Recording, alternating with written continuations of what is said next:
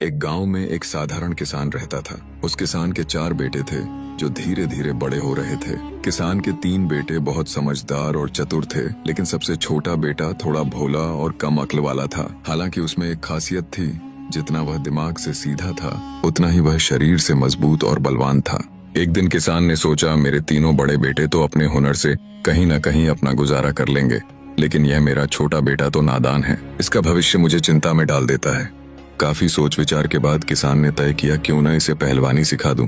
वैसे भी इसका शरीर ताकतवर है, यही इसका रास्ता बन सकता है। फिर किसान ने अपने छोटे बेटे को अखाड़े में भेजना शुरू किया।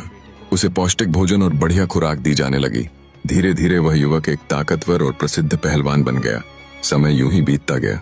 कुछ वर्षों बाद किसान ने अपने तीनों बड़े बेटों के विवाह कर दिए।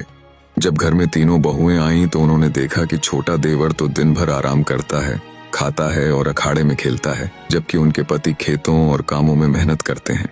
वे मन ही मन सोचने लगीं, ये देवर तो बिना काम किए मजे में जी रहा है, हमें भी अलग रहना चाहिए।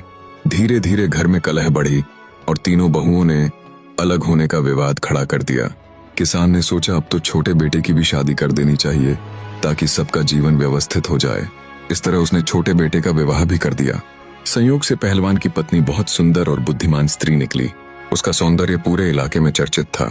फिर कुछ समय बाद किसान ने अपने चारों बेटों को अलग अलग कर दिया ताकि घर में शांति बनी रहे।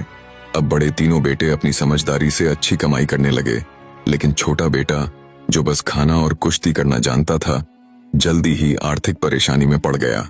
जब घर के खर्च पूरे न हो पाए तो उसकी पत्नी उससे झगड़ने लगी। वह बोली, तुम दिन भर बैठे रहते हो, कोई काम नहीं करते, और फिर भी तुम्हें खाने में हर चीज बढ़िया चाहिए। ऐसे घर कैसे चलेगा। अब दोनों के बीच रोज कहासुनी होने लगी, लेकिन पत्नी बहुत समझदार थी। एक दिन उसने सोचा और बोली, तुम राजा के पास जाओ और उनसे कहो कि तुम्हें किसी काम की जरूरत है। पहलवान हैरान होकर बोला, मुझे तो कोई काम करना आता ही नहीं, मैं बस खा सकता हूँ और कुश्ती लड़ सकता हूँ। राजा मुझे नौकरी कैसे देंगे, और अगर मिल भी गई तो मैं करूंगा क्या। पत्नी मुस्कुराई और बोली, वह सब तुम मुझ पर छोड़ दो, जैसा मैं कहूं तुम वैसा ही करो। तुम महाराज के दरबार में जाओ और कहना कि तुम्हें लखटकिया की नौकरी चाहिए, लेकिन ध्यान रखना, यह मत बताना कि तुम्हें कोई काम नहीं आता।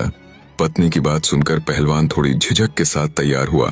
उसने पत्नी को प्रणाम किया और उदास मन से राजमहल की ओर चल पड़ा।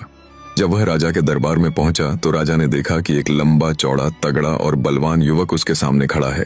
राजा ने उत्सुकता से पूछा, कहो वीर, किस काम से आए हो। पहलवान बोला, महाराज, मैं आपके राज्य में नौकरी चाहता हूँ।